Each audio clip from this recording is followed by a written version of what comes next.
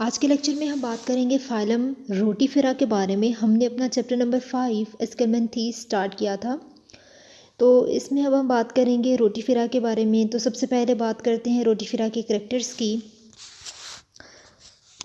तो रोटिफेरा के करैक्टर से पहले रोटिफेरा का वर्ड जो है रोटा मीन व्हील एंड फेरा टू बियर, यानी कि रोटिफेरा व्हील लाइक होता है। रोटिफेरा का दूसरा नाम है व्हील एनिमल क्यूल्स। तो अभी हम ये देख लेते हैं इसके करैक्टर्स में कि इसको व्हील एनिमल क्यूल्स क्यों कहा जाता है, क्योंकि ये व्हील की तरह का होता है। कि the रोटिफर drive their name from characteristic ciliated organ called corona. अब जो रोटिफर है इसको ये नाम इसलिए दिया गया कि इसमें एक सिलिएटेड ऑर्गन कोरोना मौजूद था। ठीक है, ये कोरोना ये वाला नहीं, ये कोरोना इनमें मौजूद था। ठीक है, तो कोरोना बेसिकली क्या होता है, एक सिलिएटेड ऑर्गन है जो कि रोटिफर्स में मौजूद है। ये आपसे एमसीक्यूज भी पूछा जा सकता है। तो corona is present around lubes on the head, इसके हेड के इर्द गिर्द लूब्स मौजूद थे। ठीक है, जिनमें कोरोना मौजूद था।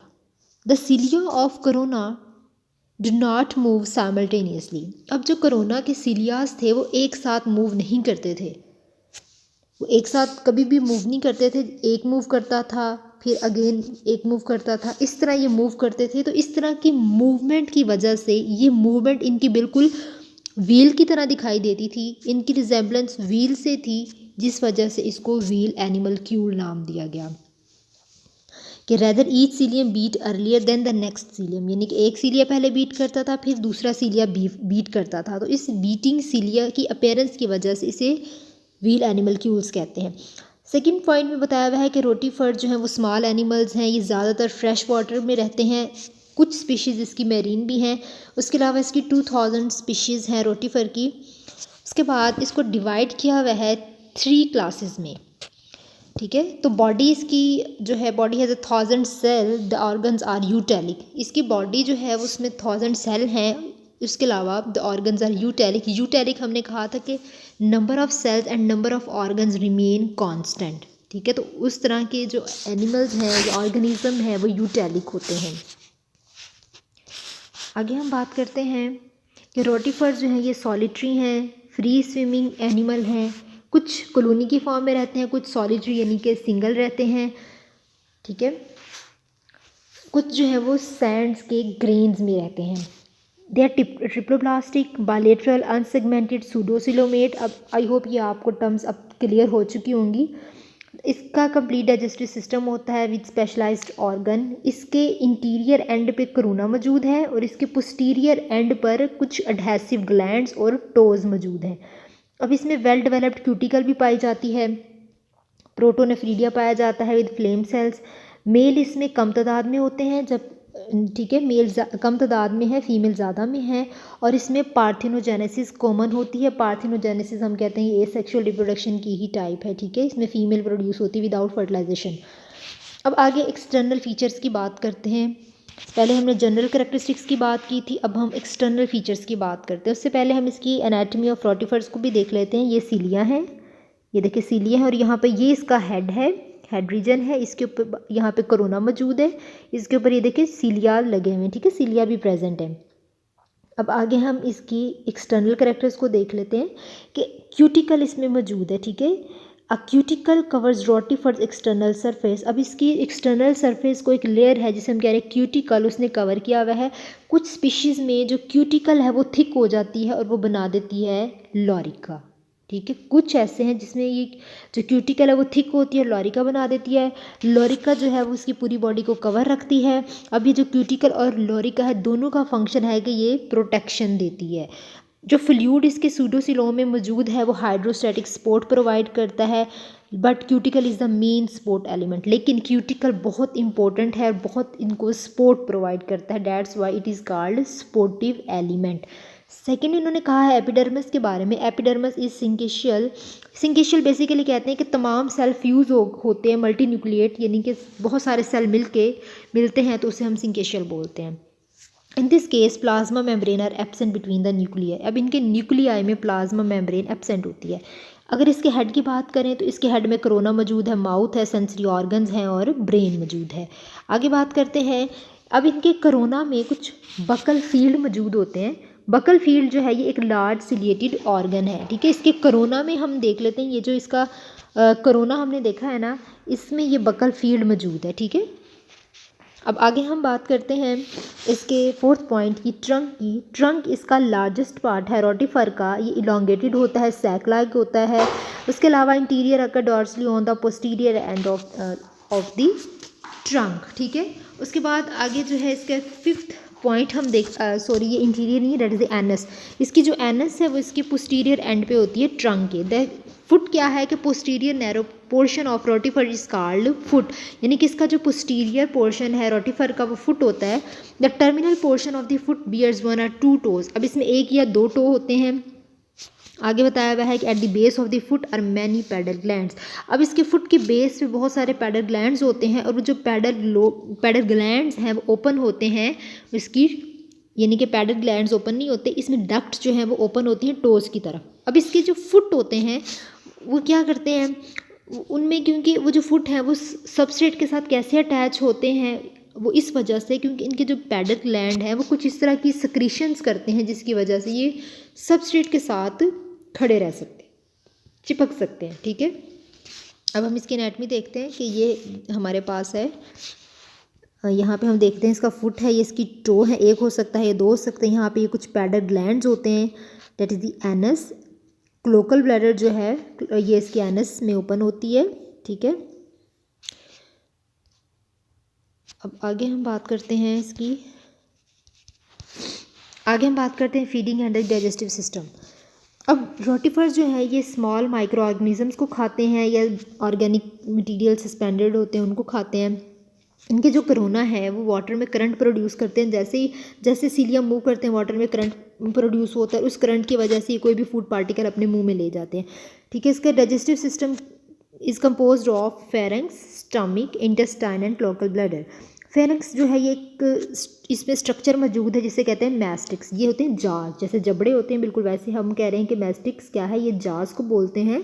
तो इनमें एक स्ट्रक्चर मौजूद है जाज, जिसको हम मैस्टिक्स बोल रहे हैं। अब इस मैस्टिक्स क्या है, ये एक मस्कुलर ऑर्गन है जो कि फूड को ग्राइंड करता है, फूड को चबाता है।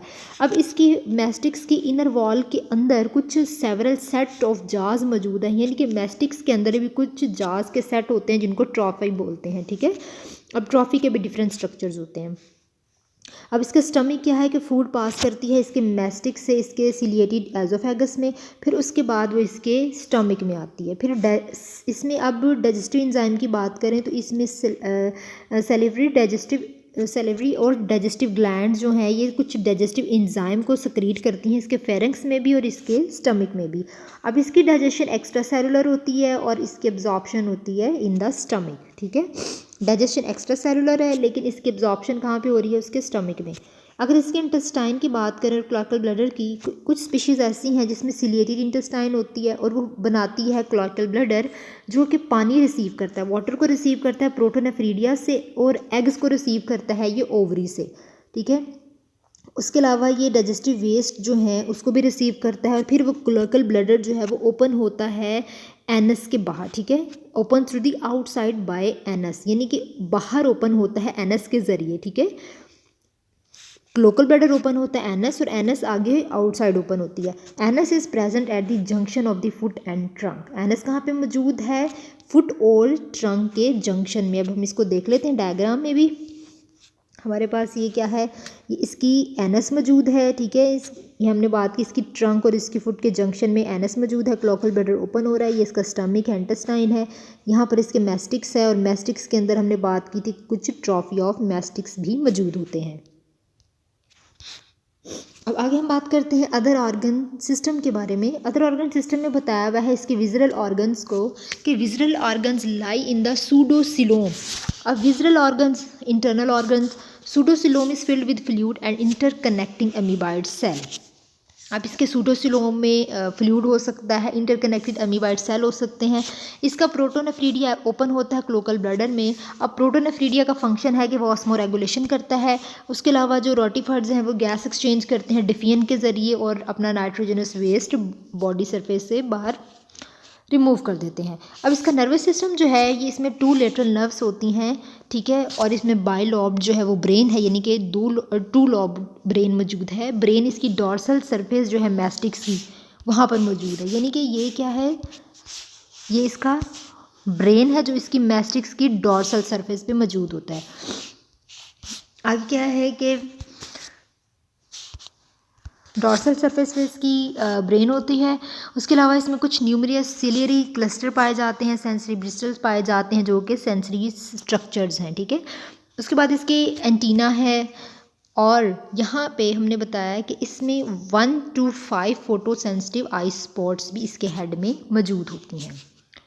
अब आगे बात करते हैं इसकी रिप्रोडक्शन और डेवलपमेंट के बारे में। अब इसकी जो रिप्रोडक्शन है वो सेक्सुअली भी होती है, एसेक्सुअली भी होती है, और पार्थिनोजेनेसिस होती है।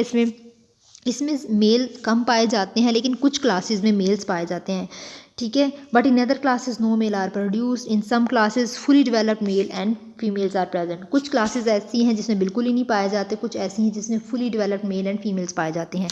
अब इसके फीमेल रिप्रोडक्टिव ऑर्गन की बात करें तो इसका जो फीमेल रिप्रोडक्टिव ऑर्गन है इसमें सिंगल ओवरी पाई जाती है, और इसमें सिंकेशियल मल्टी न्यूक्लिएट वाइटिलेरियम पाया जाता है। अब वाइटिलेरियम क्या है, ये यॉक को प्रोड्यूस करता है एग के लिए, एग की नरिशमेंट के लिए यॉक प्रोड्यूस करता है। अब ओवरी और वाइटिलेरियम जो है ये फ्यूज़ करते हैं और बना देते हैं जर्मो वाइटिलेरियम, ठीक है।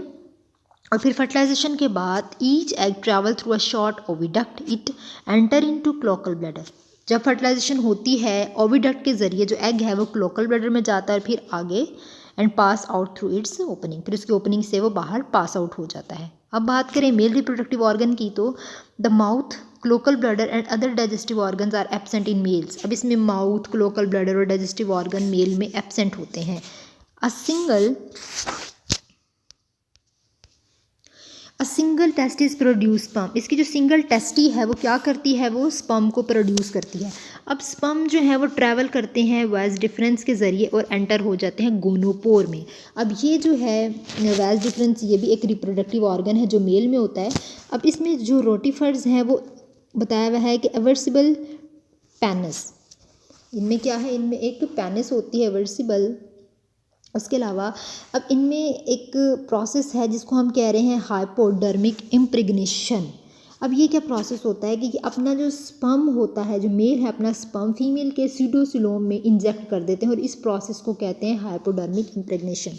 बेसिकली ये प्रोसेस ये है कि ये जो मेल है ना, ये फीमेल का जो एब्डोमेन होता है उसको पर्स करते हैं, सुराख करते हैं, आप समझ लें, ठीक है, उसको छेदते हैं, और फिर अपनी जो एडेगस बेसिकली रिप्रोडक्टिव ऑर्गन है फीमेल का, अपने रिप्रोडक्टिव ऑर्गन के ज़रिए अपना जो स्पर्म है उस फीमेल के वाउंड में, यानी कि उस फीमेल के जो फीमेल है उसके एब्डोमिनल कैविटी में अपना स्पर्म भेज देते हैं, और इस प्रोसेस को हम हाइपोडर्मिक कह रहे हैं। यानी कि मेल जो है वो फीमेल की एब्डोमेन को पर्स करते हैं और फिर अपना जो स्पर्म है अपने एब्डोमिनल कैविटी, जो अपना स्पर्म है वो फीमेल की एब्डोमिनल कैविटी में इंजेक्ट कर देते हैं। That process is called hypodermic impregnation. अब आगे फर्टिलाइजेशन की बात करते हैं, क्योंकि हमने बात की थी कि कुछ मेल्स में होती है कुछ में नहीं होती। अब यहाँ पे बताया हुआ है कि इन वन क्लास सेसियोनिडिया, इस क्लास में क्या है कि जो फीमेल है वो हैप्लॉइड एग प्रोड्यूस करती है। कुछ एग जो है हम कहते हैं कि फर्टिलाइजेशन होती है, कुछ में नहीं होती। अब इसमें जो फीमेल है वो प्रोड्यूस कर रही है हैप्लॉइड एग्स को। This egg is fertilized to develop into males और फीमेल्स। फिर वो जो एग है हम कह रहे हैं कि वो फर्टिलाइज़ करती, चाहे वो मेल हो या वो फीमेल हो। अब सेकंड क्लास इसकी है बिडोलाइडिया। इसमें बताया हुआ है कि तमाम फीमेल जो है वो पार्थिनोजेनेटिक होती हैं, ये प्रोड्यूस करती हैं डिप्लॉयड एग्स को, और ये सिर्फ़ और सिर्फ डिप्लॉयड फीमेल प्रोड्यूस करती हैं। जो हमने पहली क्लास पढ़ी है उसमें मेल भी हो सकती है फीमेल भी हो सकती है, लेकिन सेकंड क्लास में सिर्फ डिप्लॉयड फीमेल प्रोड्यूस करेगी। थर्ड क्लास जो है मोनोगोनोन्टा, ये 2 डिफरेंट टाइप के एग प्रोड्यूस करेगी, एक एमिक्टिक और मिक्टिक। अब एमिक्टिक और मिक्टिक में आपसे एमसीक्यूज़ में डिफरेंस पूछा जा सकता है, ये शॉर्ट में भी। एमिक्टिक हम कहते हैं कि जो डिप्लॉयड एग प्रोड्यूस करते हैं उनको एमिक्टिक कहा जाता है, और मिक्टिक एग उनको कहते हैं जो कि हैप्लॉइड एग्स प्रोड्यूस करते हैं। देख लेते हैं इसका लाइफ साइकिल मोनोग्रोंटा में। अब यहाँ पे बताया हुआ है एमिक्टिव साइकिल के बारे में कि एमिक्टिव फीमेल जो है वो एमिक्टिक एग प्रोड्यूस करती हैं माइटोसिस के ज़रिए। अब ये एग होते हैं डिप्लॉयड। ये एग जो हैं ये फर्टिलाइज नहीं होते, देयरफॉर ये they develop directly into amictic females, ठीक है। फिर इसका फर्स्ट एमिक्टिक साइकिल स्टार्ट होता है, जो फीमेल है वो डेवलप करती है, बहुत ज़्यादा लार्ज पॉपुलेशन डेवलप करती है जल्दी जल्दी। इनके जो एग हैं वो डॉर्मेंट होते हैं, उसके बाद एक प्रोसेस कंप्लीट होता है, एक साइकिल कंप्लीट हुआ, साथ ही दूसरा साइकिल स्टार्ट हो जाता है, ठीक है। अब आगे इन्होंने बताया है मिक्टिक साइकिल के बारे में कि कुछ एमिक्टिक फीमेल जो है वो मिक्टिक एग भी प्रोड्यूस करती हैं समर में, किस प्रोसेस के ज़रिए, मियोसिस के प्रोसेस के ज़रिए, ठीक है। और वो जो एग होते हैं वो थिन शेल्ड एग होते हैं। अब जो मिक्टिक एग्स होते हैं वो हैप्लॉइड होते हैं, ठीक है। कुछ मिक्टिक एग्स हैं जो कि फर्टिलाइज्ड नहीं होते, तो वो पार्थिनोजेनेटिकली होते हैं फीमेल में, ठीक है। अब सब mictic eggs are fertilize and secrete a thick heavy shell. कुछ जो है वो थिन शेल्ड एग प्रोड्यूस करते हैं, कुछ थिक हैवी शेल्ड करते हैं। सो दे बिकम डॉर्मेंट और रेस्टिंग विंटर एग। आप इसको सिंपल ऐसे करें कि अगर तो फर्टिलाइजेशन नहीं होती देन एमिक्टिक फीमेल प्रोड्यूस होती, अगर फर्टिलाइजेशन हो रही है देन थिक हैवी शेल होता है प्रोड्यूस, फिर वो डॉर्मेंट रहता है विंटर में, ठीक है। बिल्कुल सही कांस्टेंट रहता है, डॉर्मेंट रहता है विंटर में, बहुत ज़्यादा जब सर्दियाँ होती हैं। फिर सर्दियों के बाद वो हैच कब होता है, जब स्नो मेल्ट हो रही होती है, उस टाइम ये हैच होता है, और उसके बाद आगे स्प्रिंग में ये एमिक्टिक फीमेल बना देता है, ठीक है। अब कुछ फीमेल्स ऐसी हैं जो एमिक्टिक और मिक्टिक एग प्रोड्यूस करती हैं बट दोनों नहीं करती, तो ये फिजियोलॉजिकल कंडीशन पे डिपेंड करता है कि जैसी फिजियोलॉजिकल कंडीशन होती है वैसे ही एग प्रोड्यूस होते हैं, चाहे वो एमिक्टिक हो चाहे वो मिक्टिक हो। अगर आपको ये समझना है तो आप दोबारा से वीडियो, ठीक है, बैक करके दोबारा से सुनिएगा ताकि आपको सही से समझ आ जाए। अब हम इसका लाइफ साइकिल देख लेते हैं। अब इसका लाइफ साइकिल क्या है कि यहाँ से स्टार्ट करते हैं life cycle of the rotifer. Basically Monogononta का लाइफ साइकिल है, एमिक्टिक और मिक्टिक के बारे में। ये हैप्लॉइड मेल है, ये डिप्लॉइड फीमेल है, ठीक है। अब हैप्लॉइड यहाँ पे बताया हुआ है डिप्लॉइड फीमेल के बारे में कि एमिक्टिक है जो डिप्लॉइड फीमेल, ये डिप्लॉइड एग प्रोड्यूस करती है, फिर वो डिप्लॉइड फीमेल बनाते हैं, फिर वो आगे डिप्लॉइड एग प्रोड्यूस करते हैं, और ये साइकिल पार्थिनोजेनेटिक है। अब जो डिप्लॉइड फीमेल है वो मियोसिस के ज़रिए बना देती है हैप्लॉइड एग। आप लोग ये साइकिल समझ लेंगे ना तो आपको ये जो थ्योरी है ये समझ आ जाएगी। अब जो डिप्लॉइड फीमेल है ये मियोसिस के ज़रिए बनाती है हैप्लॉइड एग। उस टाइम ये डिपेंड करती है फिजियोलॉजिकल कंडीशन। फिजियोलॉजिकल कंडीशन क्या है, इन्वायरमेंटल स्टिमुलाई, यानी कि वाटर, फ्रॉस्ट, इस पे डिपेंड करती हैं। फिर ये मियोसिस के ज़रिए बनाती हैं हैप्लॉइड एग। फिर वो जो हैप्लॉइड एग है वो प्रोड्यूस कर रहा है हैप्लॉइड मेल को। फिर वो जो हैप्लॉइड मेल है वो बनाता है हैप्लॉइड स्पर्म प्रोडक्शन, मतलब कि हैप्लॉइड मेल प्रोड्यूस कर रहा है स्पर्म को। अब इनकी फर्टिलाइजेशन हुई, एग और स्पर्म की फर्टिलाइजेशन होती है, ये बना देते हैं एमिक्टिक डिप्लॉइड रेस्टिंग एग। फिर ये जो एमिक्टिक डिप्लॉइड रेस्टिंग एग है ये फिर इनको इन्वायरमेंट स्टिमुलाई देता है, जैसे मतलब स्प्रिंग में, रेन में या रेन फॉल हो रही होती है उस दौरान, फिर ये हैच करते हैं और ये बना देते हैं डिप्लॉइड फीमेल। इस तरह इनका लाइफ साइकिल चलता रहता है। तो हमारा फाइलम रोटिफेरा कंप्लीट हो गया है। आई होप आपको इसकी समझ आ गई होगी। तो आप जो है इसको पॉइंट बना के याद रखें कि किस फाइलम में क्या चीज़ें, कोई कुछ आप लोग ट्रिक्स बना के याद रखेंगे तब आपको ये सारी चीज़ें याद होंगी।